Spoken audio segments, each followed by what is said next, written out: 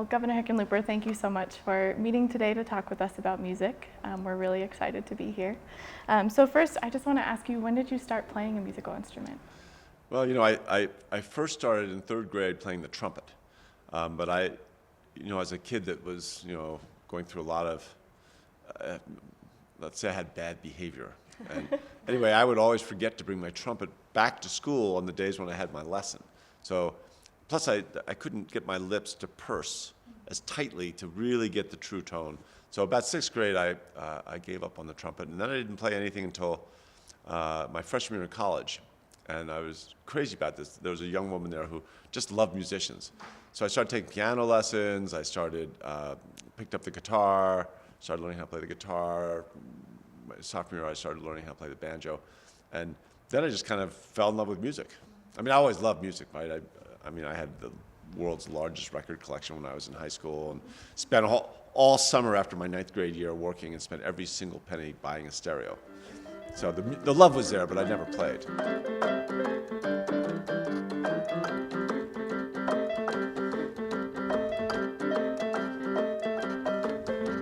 When you played the trumpet in elementary school, were you involved in any school band or school orchestra? So I played in the school band, but it was a pretty motley crew.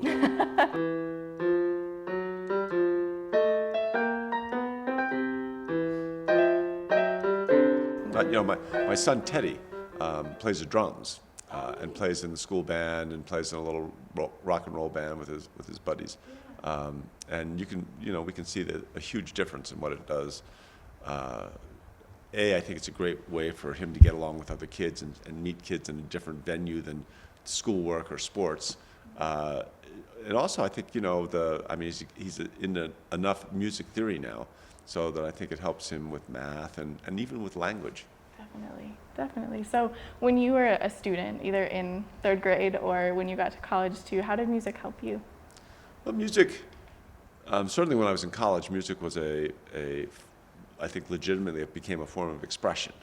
So when I was frustrated, I could work out that anxiety and sometimes anger through, beating on a piano keyboard. It also allowed me to define to myself that if I worked hard enough at stuff, I could be really good at it. And that was an important lesson that I needed to learn. Plus, it helped me win friends and influence people. As Carnegie said, it's a lovely opportunity to get to know people in a different way is to make music together.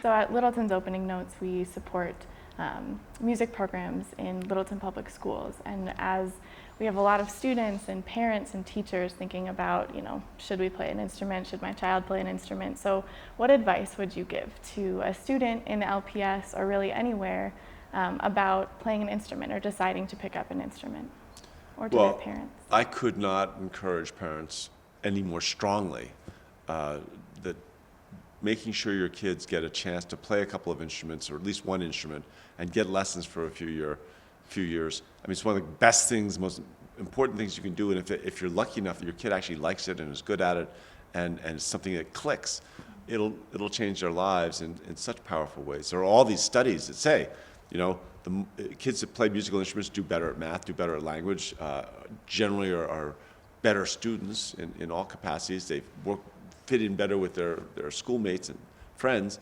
I mean, and it's something you learn how to play baseball or football, and you play it all the way through high school if you're lucky, and maybe even college, and then you're done. Then you're kind of a spectator. You learn how to play music, and it's something you can do for your entire life. And there's just not that many things that investment of time when you're a kid pays such huge dividends over your whole life. And if you end up becoming a mayor or a governor, it's a way to kind of get to know some of the rock stars and hang out with them. So added bonus, definitely. Added bonus. Definitely. So you kind of touched on it too, but now in your life, how does music help you? How does it have an impact in your life now? Well, I just continue to love it. And one of the, when I became mayor of Denver, there are a lot of downsides to that job. I mean, 70-hour, 80-hour weeks, loss of privacy. I mean, just a lot of challenges, but you do get to meet really talented musicians. So now I get to, have dinner with Isaac Slade or Joe King from The Fray, or hang out with Ryan Tedder and his wife Genevieve from One Republic. And, you know, spending 2 or 3 hours with the most talented musicians in the world is if you love music, I mean, what an incredible treat. And if I hadn't ever learned to play, you know, I got to, you know, there's an incredible band called Old Crow Medicine Show. They did that song Wagon Wheel. But when they sold out Red Rocks last year, they had me come up and play the banjo and sing a song on stage with them to 10,000 people. That's fun.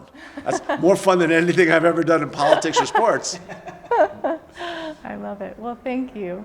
Is there anything else that you'd want to share with us about your love for music, or how we can kind of keep that going in our communities? Well, I think that there are two things that you can't have too much of in the world with kids. Kids can't read too many books, right? The more books in the more kids' hands, the better the world is. And you can't have too much music. The more kids playing the more instruments, the better the world is.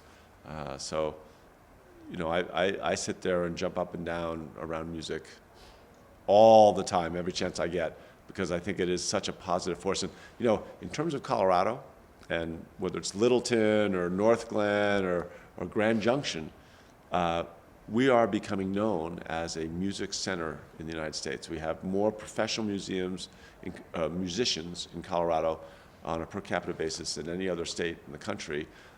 Metro Denver now has more live music venues than Austin or Nashville. And this is attracting the young entrepreneurs that are creating the next generation of jobs.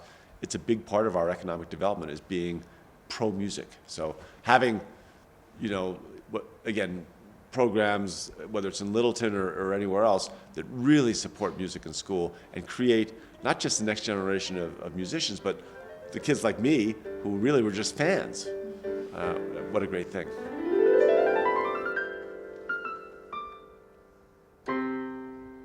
All right, that's enough.